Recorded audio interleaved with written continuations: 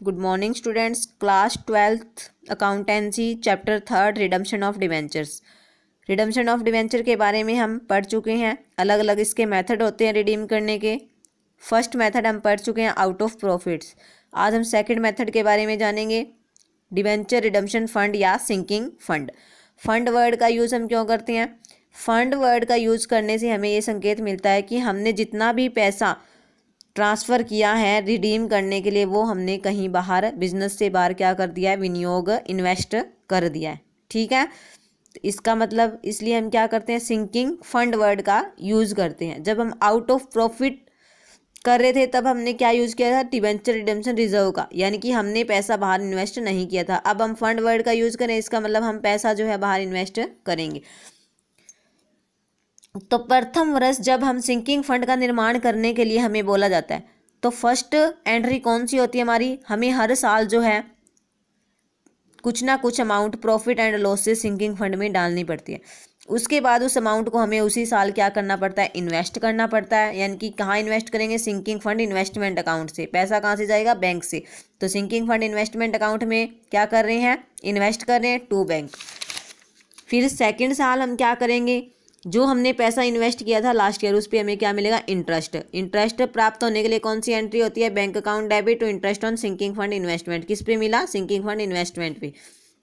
उसके बाद क्या करेंगे, सिंकिंग फंड इन्वेस्टमेंट अकाउंट से जो भी इंटरेस्ट हमारे पास आया है उसको कहाँ डालेंगे, सिंकिंग फंड में। ठीक है, उसके बाद क्या करेंगे, वही जो हमारी एनुअल हमें इंस्टॉलमेंट ट्रांसफ़र करनी होती है प्रॉफिट एंड लॉस से, कहाँ ट्रांसफ़र करनी है, सिंकिंग फंड में। उसके बाद सेकेंड ईयर में कौन सी एंट्री होगी हमारी, सिंकिंग फंड इन्वेस्टमेंट अकाउंट। कितनी राशि डालेंगे इस साल, पिछले साल हमने क्या डाली, स्टार्टिंग के वर्ष में ओनली एनुअल इंस्टॉलमेंट डाली। अब क्या डालेंगे, एनुअल इंस्टॉलमेंट प्लस जो इंटरेस्ट हमें मिला है, वो दोनों अमाउंट कलेक्ट करके कहाँ डाल देंगे, सिंकिंग फंड इन्वेस्टमेंट में।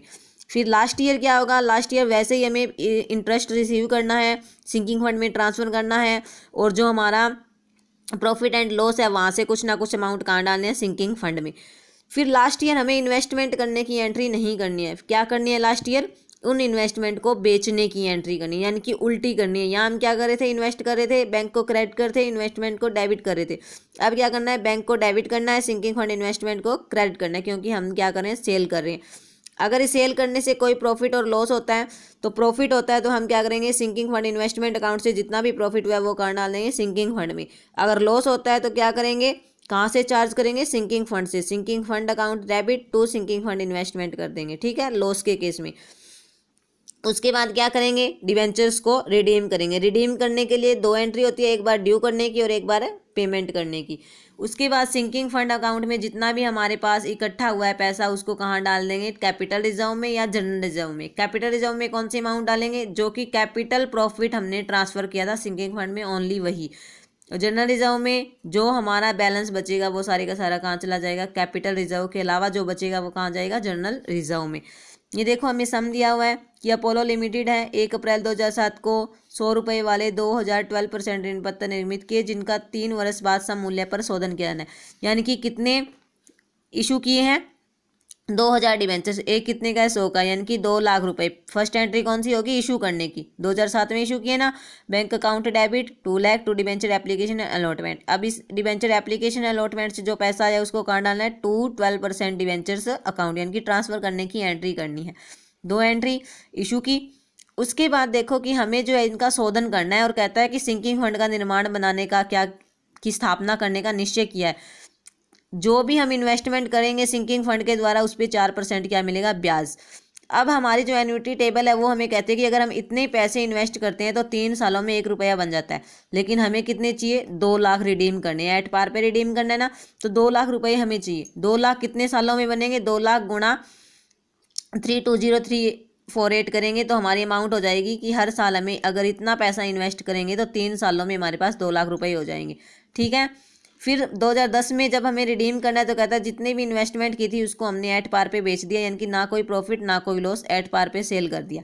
हमें क्या करना है, जनरल एंट्री बनानी है और लेजर बनानी है। तो सबसे पहली एंट्री इशू करने की। उसके बाद कौन सी एंट्री होगी, नेक्स्ट ईयर 2007 2008 को जब हमारा 2007 से 8 31 मार्च 2008 के लास्ट में हम प्रॉफिट एंड लॉस से कुछ ना कुछ अमाउंट कहाँ डालते चले जाएंगे, सिंकिंग फंड में। तो कितनी डालनी है, 2 लाख चाहिए। एक साल में कितनी डालनी है, 2 लाख गुणा 320348 यानी कि 64,070 रुपये हमें डालने हैं हर साल। अब ये पैसे कहाँ इन्वेस्ट करने हैं, सिंकिंग फंड इन्वेस्टमेंट में। Sinking fund investment account debit to bank, यानी कि ये जो पैसे हमने प्रॉफिट एंड लॉस से सिंकिंग फंड में डाले थे इसको हमने बाहर इन्वेस्ट कर दिया है। उसके बाद क्या करेंगे, जो हमने इन्वेस्टमेंट किया नेक्स्ट ईयर 31 मार्च 2008 को इन्वेस्ट किए थे, 2009 के लास्ट में हमें क्या मिलेगा, इन पर ब्याज मिलेगा। ठीक है, ब्याज मिलने के लिए कौन सी एंट्री होती है, bank account debit to interest on sinking fund investment account. किस पे मिला ये, 64,070 जो हमने पिछले साल इन्वेस्ट किए थे। ब्याज की दर कितनी है, 4%, तो 2,563 रुपये हमें एक साल के मिले हैं ब्याज के। अब इस ब्याज को कहाँ ट्रांसफर करना है, सिंकिंग फंड में। Interest on sinking fund investment account to sinking fund. इसका मतलब क्या है कि जो भी इंटरेस्ट हमें इन्वेस्टमेंट में मिला था उसे हमने कहाँ डाल दिया, सिंकिंग फंड में।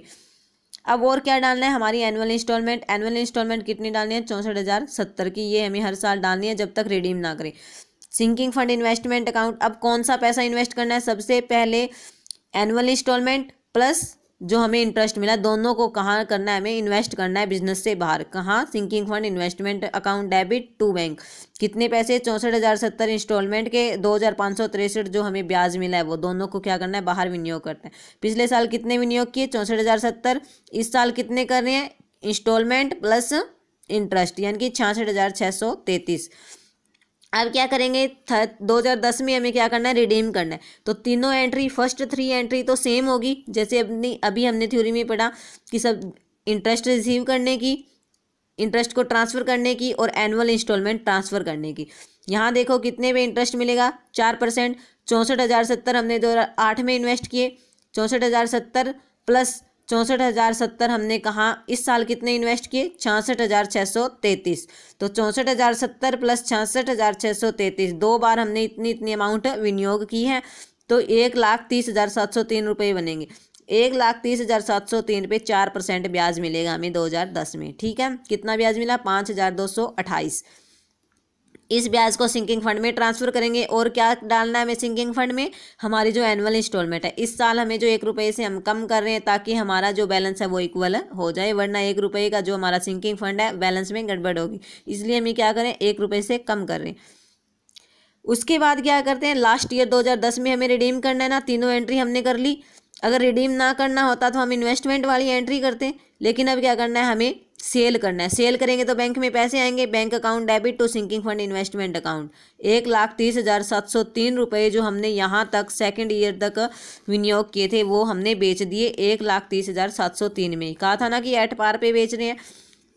उसके बाद क्या है, डिबेंचर्स को पेमेंट करने की एंट्री होगी। पेमेंट करने के लिए 2 एंट्री होती है, एक बार ड्यू करने की, एक बार पेमेंट करने की।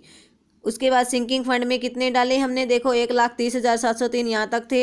इस साल कितने डाले, 1,30,703 प्लस 5,228 ये प्लस 64,069 ये, तो टोटल 2 लाख रुपए हमारे सिंकिंग फंड में हो गई हैं। ठीक है, ये कहाँ ट्रांसफर करेंगे, जनरल रिजर्व में।